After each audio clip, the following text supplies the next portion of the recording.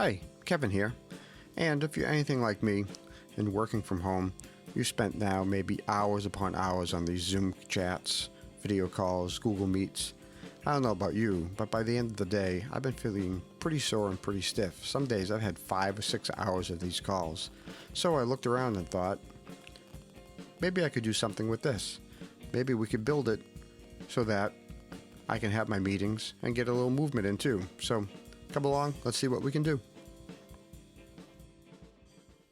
You'll notice on my treadmill here that before the rubber grippy parts where you can grab onto, we have a little curved plastic bit that kind of raises up higher than the emergency control stop magnet and some of the other controls.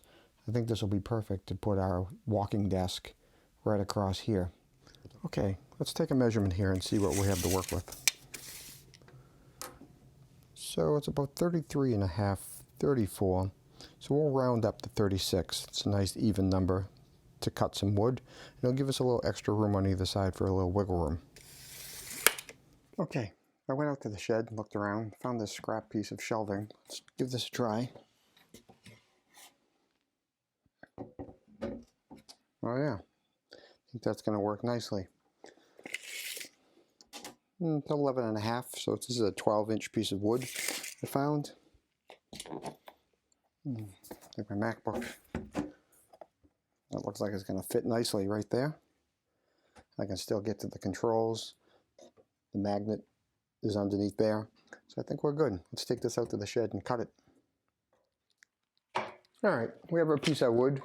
I'm here alone, so I've clamped this down. You might need a friend or helper if you don't have a table or sawhorse. Let's take our tape measure.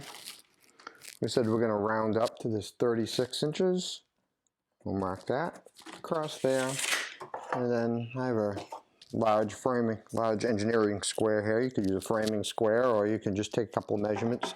Do your best to mark a straight line across the board. And then I'll cut it with my cordless circular saw. Would help if I put a battery in. Okay, I'm back with the battery. Let's try this again. All right, let's give this a cut.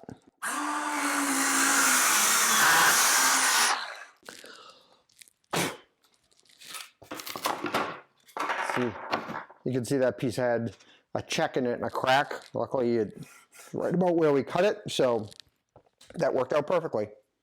Let's just grab a piece of sandpaper. We'll just knock off the sharp edges, and then we'll bring it back inside. Okay, now that it's cut, I took off the clamp, grabbed the piece of sandpaper. We're just going to knock the edges off of this so that there's no sharp splinters or any sharp corners on it.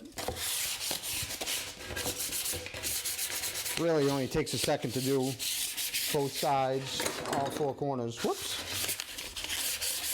Real quick.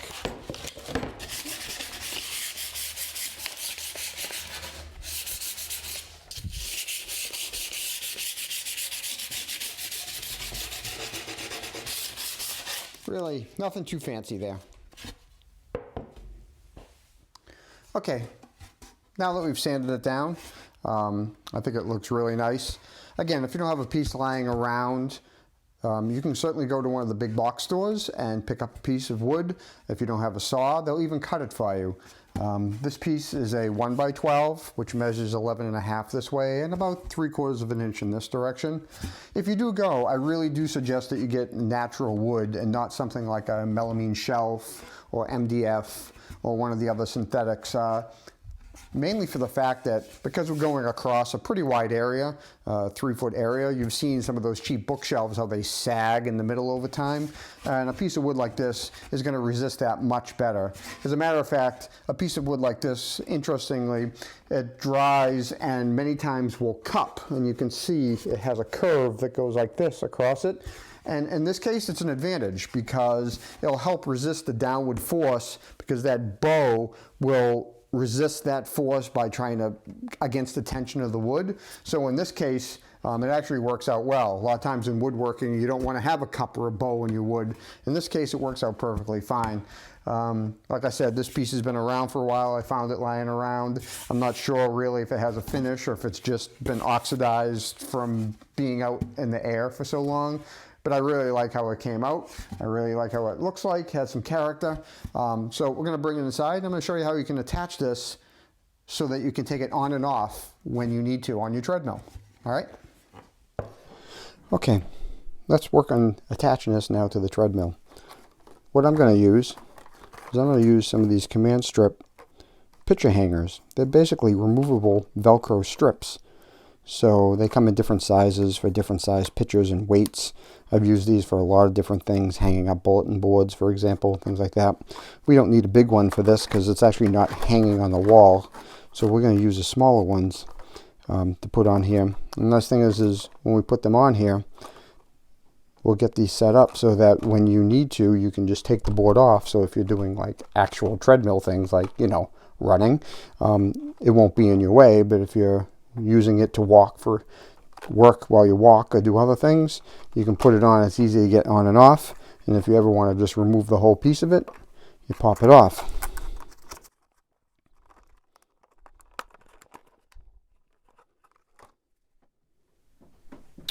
Okay, so we need a pair because one piece of this is going to stick on here and one piece is going to stick on the wood. But the trick I like to use, which I found super handy, is that when you go to put these on, it's easier to put both pieces on the part that you can control and see. So I'm going to put this on. It's sticky. I'm going to leave the sticky part on for a second. But instead of putting it on like this, I'm actually going to put it across as a T. You can hear when you press in, it crunches. Why am I doing that? Because this is going to give me a little bit more leeway when I put this on. I don't have to line it up perfectly with this little half-inch strip. I'm going to have some leeway both forward and backwards and left and right. I'm going to do the same thing on the other side.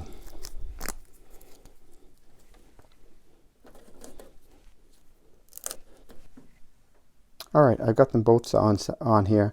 I've tried to put them on the high spot because remember, if you remember from the video when we looked across at this is curved. So now we'll remove the backing.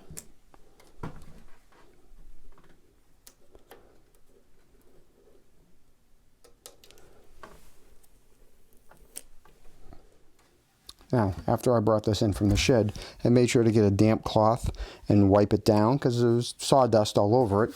And we don't want the dust getting in the way of working the sticky part. Also, we're going to find the bow, make sure that the bow is facing down. Now it's just a matter of holding it about in the middle so you can kind of eyeball that, getting a sense where that's going to go. And once it's where you want it, press down. And now these pieces are stuck to the wood and they're right in the spots that you need. So now when you go to put this back down, it's connected. It's not going to fall off. Okay, after a quick test, it was maybe a little bit too wobbly, so I added a second set of command strips. So now when this goes on, it locks in place in both places so it doesn't tip backwards and forwards. Now while I get a little exercise in, I can also get some work done. I can watch some video on my iPad. This looks interesting. Or I can even get some practice time in while taking a walk.